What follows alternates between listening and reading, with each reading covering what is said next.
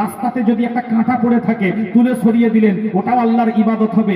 একটা পিপাসার্ত মানুষকে যদি আপনি পানি পান করান, একটা পিপাসার্ত মানুষকে যদি আপনি শরবত পান করান, একটা ক্ষুধার্ত মানুষকে যদি আপনি খাদ্য গ্রহণ করান, ওটাও আল্লাহর ইবাদতে গণ্য হবে। জোরে বলি সুবহানাল্লাহ। তো বিরাদার, মুমিন হিসাবে মুমিনের কর্তব্য একজন মুমিন আরেকজন মুমিনকে সহযোগিতা করবে, একজন ইমানদার আরেকজন ইমানদারকে সহযোগিতা করবে, একজন ইমানদার আরেকজন ইমানদারকে কোঅপারেট করবে। এটাই হলো আদর্শ।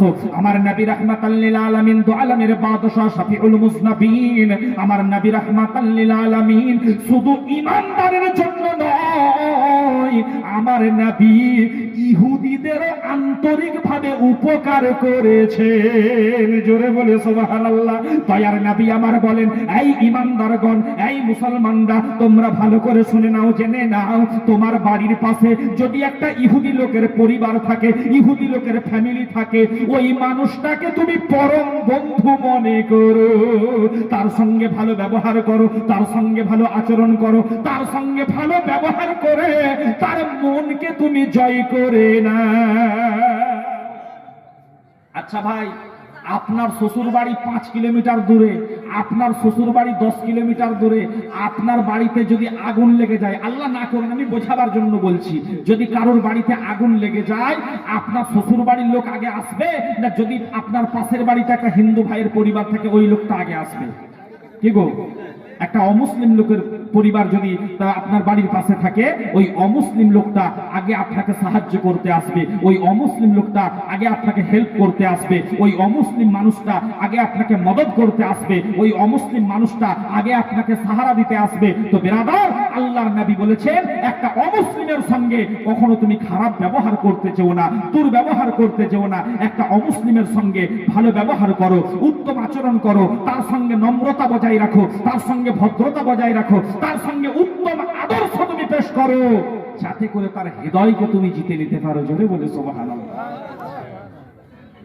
বিরাদারানে মিল্লাত ইসলামিয়া আজিজানে মুহতারাম, যে কথা বলছিলাম, নামাজ, রোজা, হজ, যাকাত সব কিছু হলো ইবাদত, আমার নবী মুস্তাফা হলেন ঈমান। তো ওই ভদ্রলোক প্যান্ট শার্ট পরিহিত অবস্থায়, টাই পরিহিত অবস্থায় উনি আমাকে বলছেন, আমরা কোনো মাজারে যাই না, কোনো মাজারকে আমরা মানি না, মাজারে যাওয়া শিরক বিদআত ইত্যাদি উনি বললেন আমাকে। আমি বললাম, আচ্ছা ভাই, ও কথা ছাড়ুন, আপনি আহলে হাদিস নিজেকে বললেন, তো আপনি যদি নিজেকে আহলে হাদিস বলেন, আমি তাহলে নিজেকে আহলে কোরআন বলতে পারি, তখন আপনি কি করবেন? উনি তখন একটু কাঁচু মাচু খেলেন। আমি বললাম, আচ্ছা যাক, ছাড়ুন, ও কথা ছাড়ুন, গোটা পৃথিবীতে, গোটা দুনিয়ায়, গোটা জগতে আহলে হাদিসের পার্সেন্টেজ কত? উনি বলছেন তা বলতে পারবো না। আমি বললাম, গোটা পৃথিবীতে যত মুসলমান আছে, আহলে হাদিস 5%, 10%। যদি আহলে হাদিস 5% হয়, 10% হয়, তাহলে বাকি 90% মুসলমানরা কি তাহলে কোরআন হাদিস মানেন না? আপনার কথা মতো। উনি বললেন, দেখুন হযরত, আমাকে একটু ওই পরের স্টপেজে নেমে যেতে হবে, আমি একটু বিকাশ ভবনে যাব, আমার কাজ আছে, ইনশাআল্লাহ যদি আপনার সঙ্গে পরে কোনোদিন দেখা হয় কথা হবে। আমি বললাম, শুনুন শুনুন আহলে হাদিসের ভাই, আগে জবাবটা নিয়ে যান, জবাবটা নিয়ে যান। মানুষকে বিভ্রান্ত করবেন না, মানুষকে ফাঁদে ফেলবেন না, মানুষকে বিভ্রান্তির দিকে ঠেলে দেবেন না, দেবেন না, দেবেন না। আপনি যে বললেন যে আমি কোনো মাজারে যাই না, মাজারকে মানি না, মানি না, মানি না, আপনি বলুন, বলুন, এই পৃথিবীর জমিনে আবু জাহালের মাজার আছে নাকি বলুন? বলছেন না। এই পৃথিবীর জমিনে আবু লাহাবের মাজার আছে নাকি? বলছে না। এই পৃথিবীর জমিনে উতবা সাইবার মাজার আছে নাকি? বলছে না।